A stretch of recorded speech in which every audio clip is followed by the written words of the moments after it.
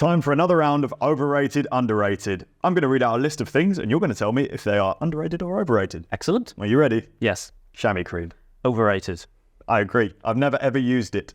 Wait, does that mean How do you know? I'm not allowed to have an opinion? Yeah, you're not allowed an opinion. Yeah. I've never needed it or even considered using it.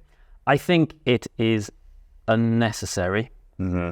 I know some people religiously use it. Yes. I do think that People get addicted to it. yeah, They use it once and then like, oh, now I have to use it. Yeah. Using it. Really. yeah. I don't even quite understand how it makes anything different. So I think the idea of it. Well, some of them are antibacterial. Yeah. So if you're doing like an ultra thing where you're in the same bib shorts for 2 weeks, it might be a consideration. Perhaps. But then you've done that and not needed it. No. But no, I haven't though, because I've washed my kit in between. Oh yeah, of course. wash But my they're not kit every washing, are night. they? Yeah. Yeah. So I've never done a race like where it's no sleep. No sleep, no washing. No sleep, no washing. Yeah. I don't think it's needed. I think a more important thing is a good set of shorts, a good saddle, and a bike fit. Yeah. And the bike fit's the 100%. The saddle sores are almost always caused by an asymmetrical interaction with the saddle, which is why they're always on the same side for people. So it's Fact or pressure, speculation? sort of thing. No, there's James's anecdotal evidence. Our friend James, the bike fitter, who's probably done more bike fits than most people in the world. Than us. Definitely more than us. Not the best bike fitter in the world. This is his words. Not the best bike fitter in the world, but probably the best at talking about it. Definitely, yeah. Next up, base layers. Overrated. Yes. But I still wear one, and probably for a different reason to why they are sold to people. I'm intrigued. So typically they are sold or marketed to people as like a base layer to wick away sweat. But that isn't why they're any good. The reason I like wearing a base layer is it adds a level of modesty. I do not want to... What it does is it just kind of makes me feel more like... That's what Chris says. Lovely. Yeah. It makes me feel more lovely when I'm cycling. It kind of like... Yeah. Almost, not that it sucks me in a little bit, it just makes me feel more comfortable with it on. That is a valid reason. And that's why I use one. Fair enough. And I think there's a lot of people that use one for the same reason. Yeah. It is going to make you warmer. It's an extra layer of fabric. Exactly. So there's that weird myth of, it wicks away sweat, it makes you cooler. It is another layer of fabric. And your jersey, if it's made out of the right material, will also be wicking. Yeah. I don't like them. Overrated, in my opinion. Mainly because you can't take them off easily. So if you do a bike ride, temperature changes. It always does. You go out in the morning and you want more layers on, and then you want to take stuff off. A gilet, I can take that off while riding, and having a chat to the person next to me, and not even think about it. A base layer is significantly more difficult to take off. It's underneath your bib shorts. Yep. Usually. But whereas the modesty that it adds would give me the comfort that I can go, oh, it's warm. Well, I'll just open my jersey. Well, whereas if I didn't have a base layer, I wouldn't open my jersey. You've been paid off by a big base layer. 650B wheels. This is a contentious one as well. Yeah, it's quite difficult. They are overrated. They're not. By who? Nick? No, well, I think the idea is... Not many people even consider them as options, especially... That's true. Think about road cyclists. Don't think about gravel. Think about road. Yeah, but if you're in the space where 650B are being mentioned, I think they're being over-mentioned. So you've gone to a bike shop, you're like, I'd like to buy a gravel bike. They're probably going to go, do you want 650B or 700? 650B are cool. Do you reckon? Yeah, I do. Pick. No, I don't think that many shops are doing that. But then like off-the-shelf bikes are now coming as 650B. A lot of off-shelf bikes aren't even rated for 650Bs. The warranty will be out the window. You can't ride a 650B on the Scots that we have. You do though? Yeah. The warranty. Oh well. I think they are overrated. I think it's like a cool thing. I have 650Bs on my gravel bike. I'll be honest, I talk about this, so I don't notice the difference. Not that much difference. 650Bs with massive tyres on versus 700s with less massive tyres on, I don't even notice the difference between it. I think a lot of people will notice a difference. And if they're trying to increase the capacity of like what the tire they can squeeze in, it's a good little trick. But you're buying a whole set of wheels, and then it's all different inner tubes, and then you pick up the wrong one, and then, But are they underrated or overrated? Am I allowed to say neither? No. They're underrated. Good little wheel. For what? Being a wheel. They're very, just like 700C, 650Bs are all over the world. And if we go back to my Vietnam example before, you can get 650 inner tubes and tires very easily. Oh, I guess we should probably explain. So 650B is a smaller wheel, 27.5 inch. And a 700 is 29, same as a 29 mountain bike wheel. So it's essentially the exact same thing, but just a smaller wheel. Yes, which often leads to you being able to fit in a bigger tire into your frame. Not in all circumstances, because of the shape of stays. Yeah. But in most cases, you will end up with a lower bottom bracket close to the ground, unless you put on a much bigger tire, higher volume tire, and then it kind of brings it back up again. Yeah. But certainly on the Scott, I noticed pedal strike, the bottom bracket is lower, and that's an inconvenience. Interestingly, on my gravel bike, which is a custom steel bike, it has been built exclusively around 650B. Oh, cool. So it's for that. Yeah. I don't even know. I guess you could put 700s in it still. But could you? I don't know. I have no idea. Try it. I did mention it to Billy, who built my bike. Busy. I was like, I should start calling him that. Yeah. I mentioned it to him. I was like, it'd be cool if I could put 700s on if you want. He was just like, no. She's like, I'm not even. I've designed the whole thing around 650. I'm not even considering it. Mountain biking. It's very well rated. It's probably bigger than road cycling. So I'm going to say overrated. Purely logically, but yes, because everyone loves it. Yeah, for good reason. Massive. It's huge. Yeah, it's like it's significant. I think I've done some basic mountain biking, and I think it's okay. I don't love it. You did very well. You rode a black trail, the first ever trail I took you to. They're kind of tame. You did very well. That's a tame black. Yeah, it's one of those because it's the first one you do at the bike park. Yeah, they call it black, but I don't think it actually is. It's more like a red. However, a red is still significant. If you were to take someone who's never mountain biked before down a normal red trail, it's quite a shock. People. I haven't ridden. Have I ridden a full sus? I haven't. Have I? Yeah.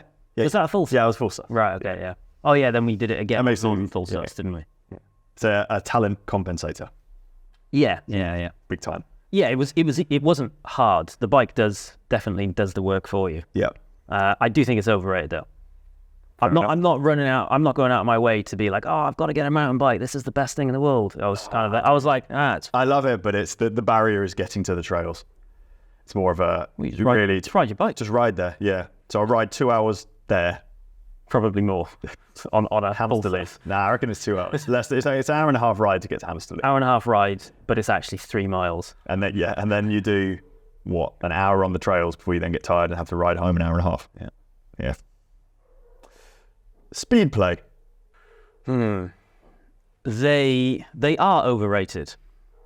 They're kind of like this like cool, or at least they were this kind of like cool product that if you wanted to be cool, you had to have split pays. But they're just completely unnecessary. Yes. Loads of other pedal systems work as well, if not better. Referred to by James as a bike fitter's nightmare. It's too much adjustability for most people, he says.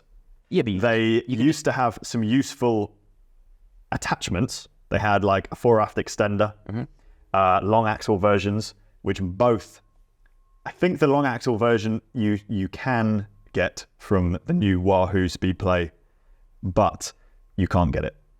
Vaporware. Right. So it says it's available, but it's not. Right. The fore-aft extender plate's gone. I rode Speedplays for 7 years when I first started riding. The reason I first bought them was it was like literally first road bike, first shoe system. I had been using SPDs for a bit, so like mountain bike cleats, And the reason I was like, right, it's time for road cleats because I'm going to start doing some racing, some triathlons, whatever. I went for speed play because I like the double-sided. It's going to be easier to get in. I've since used other systems, and it's always just really easy to get in. It is. So I definitely wasted a lot of money because they're significantly more. Or they were like 100 and something quid for a pedal system. Even the chromaly ones. Yeah. Whereas you could get like, 105 Shimano ones, and they were probably like 30 quid or something or other. I'll always like the walkability of them. £134 for the basic ones, the basic Wahoo. That's not really changed that much in the best part of the decade. 180 for the nicer axled versions. It's just a weight difference for the higher up you go. Walking in them was I always liked that because they're like... Well, they made a walkable cleat. Well, it's just a cover. So it's just a cover over the cleat, which made it... And I think they pretty much come standard with it. Didn't they release it as an aero cover? And then they realised that no one cared about that, and they made it the walking one. No, I think that's a different thing again. Because there is a single-sided version of it, which is an aero one. Right. So the underside is like... clip onto the existing pedal. Yeah. It's just an extra piece in the middle, and then that makes it aero. Well, no, it's just the other... No. So there's a separate pedal system, I believe, where it's just like one side of it is just concave. Yeah. There were some small benefits. Like I think the reason a lot of pros used them when it was their choice, because they were faster, marginally, and the stack was very, very low. So you could pedal around corners better. Yeah. But again, very marginal. Doesn't matter to most people. No. I used to wear them out a lot. I never did. See, I didn't have. Mine would. I think so this is I think it's more a case of you were wearing them out and you just didn't notice the lateral rock that occurs. Well, I get you already know how loose I like my cleats anyway. So I was probably happy. Right. Yeah, you're probably like, oh, they feel loose, but it's that movement. It's the lateral play, and they get that very quickly. Some people clearly don't care or don't notice. Yeah, it doesn't bother. Whereas I got pain, knee pain, IT band pain. I did touch my microphone. Did it make a weird noise? So overrated in my opinion. It's a shame they've removed, like they were better and now they've lost features. Next up, coffee. Underrated. No, oh God. This is an aggressive list. Jeez. You're coming from this is the man who quit coffee but took caffeine pills every day. Pro Plus. For how long? Why? Well, Everybody's laughing. Why? What I learned was that I was addicted to Caffeine. the habit of coffee. Oh. So if I could wake up, bear in mind I'm not this, but I was really bad. This is when I was living in London and I was working full-time on Attacus. Emily wasn't full-time on Attacus at that point. I spent a lot of time on my own. So my only friends were the people that worked at the coffee shop. So I'm not even joking, it's a true story. So I would walk to my studio. So the original Attacus studio was like 500 meters from our flat. And then there was a coffee shop probably 200 meters from that. So the only contact I would have with people in a day would be the postman when he would collect the post. Mm-hmm. And the 2 times I would visit, or at least 2 times that I'd visit the coffee shop. So I became heavily addicted to coffee. So in an attempt to reduce my outgoings, I decided to get Pro Plus. So I'd wake up in the morning and rather than beeline for the coffee shop or make a coffee, I'd have 2 Pro Plus, which is the equivalent of like an espresso. Yeah. And then like, it's kind of like a headache. You take some paracetamol and then all of a sudden you don't realize that you haven't got a headache anymore. You just don't. And it was the same. I'd take 2 Pro Plus and then I would just not be thinking about coffee or energy. And then I realized how addicted I was to, caffeine ultimately and the process of it. I wasn't thinking about, I should go and see my guys at the shop. Yeah. That was just a cover up. Do you feel but when you woke up in the morning, did you feel like you needed to go have a coffee? I used to take Pro Plus on bike packing trips because I had to be caffeinated. To be awake. Well, it was like I would wake up with like headaches and like fuzz and I had to have caffeine to then like level out. I was like addicted to caffeine. Wow. Straight up addicted to it. Yeah. I've definitely been there. At the moment, I try to wait 90 minutes after waking up before I have a coffee. And I have a black coffee. Boring. but I don't feel like I need one. So it's not hard to do that. Yeah. Whereas that would have been difficult for me. You have to like get through that bit. And then I probably maybe have one more in the day. This is water. I just have one today. And it's quite a nice, happy medium, I think. Yeah. It gets you definitely feel more alert and you feel very focused and it makes me feel nice. Awake, but I don't need it. And that's important, I think. When I left London, I used that as an opportunity to like reset. Mm-hmm. So I'm in that place now. I don't need coffee, but I can have coffee. Yeah. So I will regularly have coffee. I will always have coffee every day. No, most days. Most days. But I don't. Yeah, it's fine. It's when I'll get up and I'll have one. And I also have I drink instant now most of the time. Is it overrated or underrated? Coffee or instant coffee? Coffee.